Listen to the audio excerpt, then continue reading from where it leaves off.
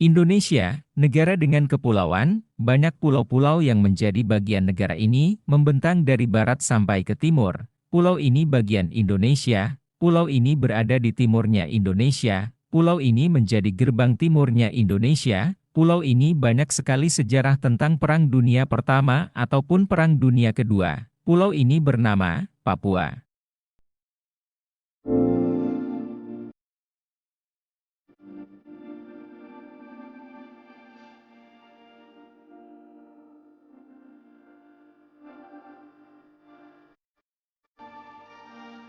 Sejarah awal Papua dimulai sejak ribuan tahun yang lalu. Berdasarkan bukti arkeologi, manusia pertama kali tiba di Papua lebih dari 40.000 tahun yang lalu, melalui jalur migrasi dari Asia Tenggara melalui daratan yang sekarang sudah terpisah oleh laut.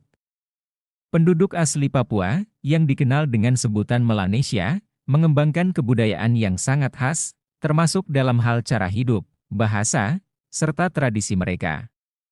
Bahasa yang digunakan di Papua sangat beragam, bahkan Papua memiliki lebih dari 250 bahasa yang masih digunakan hingga saat ini. Peninggalan arkeologi seperti lukisan gua dan alat batu memberikan gambaran tentang kehidupan manusia purba di Papua. Kehidupan mereka sebagian besar bergantung pada berburu, meramu, serta bertani dengan teknik tradisional yang sudah berkembang sejak zaman dahulu. Pada abad ke-16, Papua mulai dikenal oleh dunia luar. Penemuan ini terjadi ketika penjelajah Eropa, khususnya dari Portugis dan Spanyol, mulai berlayar di perairan Pasifik dan sekitar wilayah Indonesia. Pada tahun 1512, penjelajah asal Portugis, Jorge de Menezes, tiba di pesisir utara Papua, meskipun ia tidak melakukan penjelajahan lebih jauh ke pedalaman.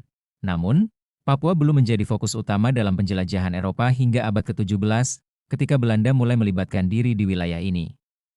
Belanda, melalui VOC, Verenigde Oost-Indische Compagnie, mulai melakukan penjelajahan di wilayah Papua pada abad ke-17.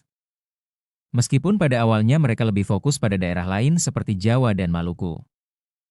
Pada awal abad ke-19, Belanda mulai menunjukkan ketertarikan yang lebih besar terhadap Papua. Setelah VOC dibubarkan pada tahun 1799, Belanda mengklaim Papua sebagai bagian dari Hindia Belanda, meskipun penguasaan mereka terhadap wilayah ini sangat terbatas.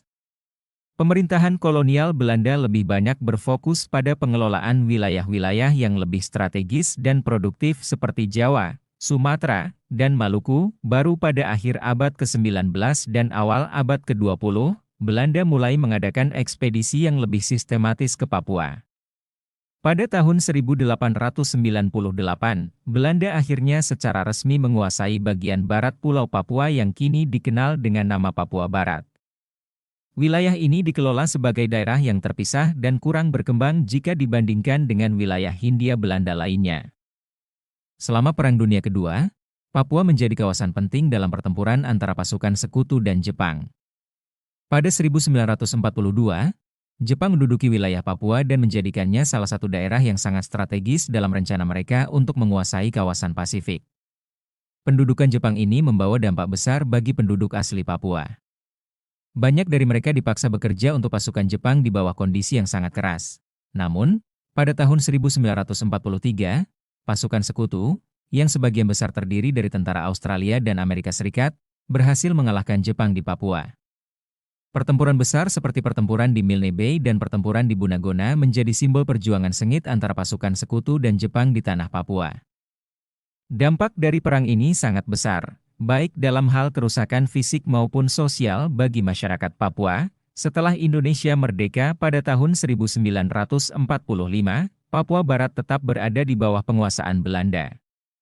Pemerintah Indonesia yang baru merdeka menginginkan Papua Barat menjadi bagian dari Indonesia, mengingat lokasi geografisnya yang sangat dekat dengan Indonesia. Belanda, bagaimanapun, menolak untuk menyerahkan Papua Barat dan berusaha mempertahankan wilayah ini. Pada 1961, Belanda mengumumkan pembentukan Republik Papua di bawah pemerintahan sementara. Namun, Indonesia menentang hal ini, dan ketegangan antara Belanda dan Indonesia semakin meningkat.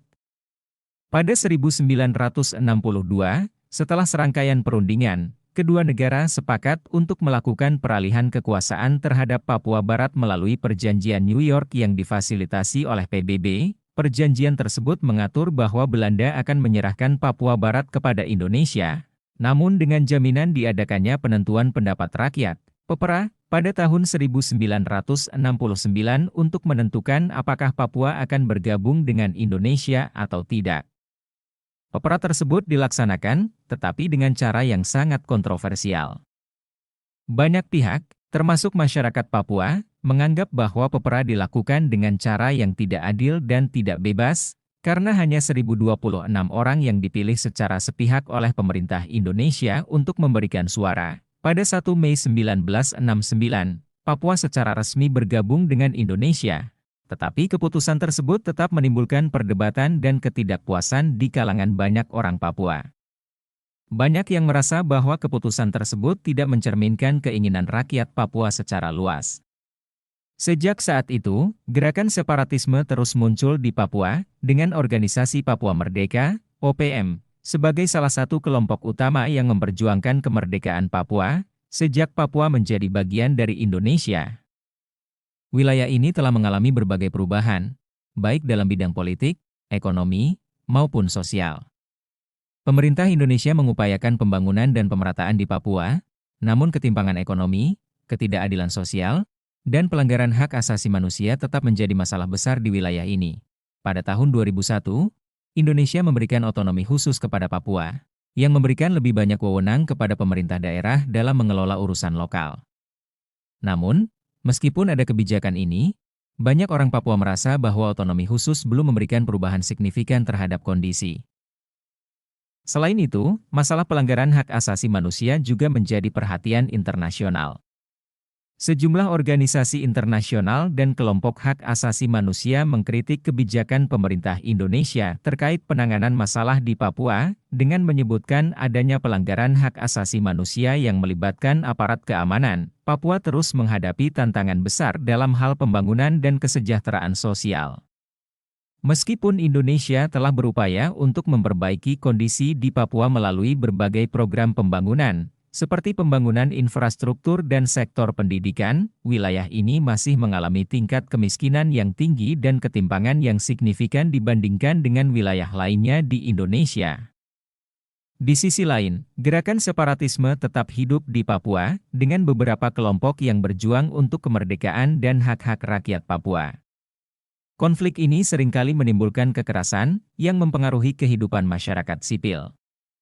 Pemerintah Indonesia terus berupaya mencari solusi untuk mengatasi masalah ini, tetapi penyelesaian yang damai masih sulit tercapai. Sejarah Papua adalah sejarah yang sangat kompleks, penuh dengan perjuangan, konflik, dan dinamika politik yang melibatkan berbagai pihak.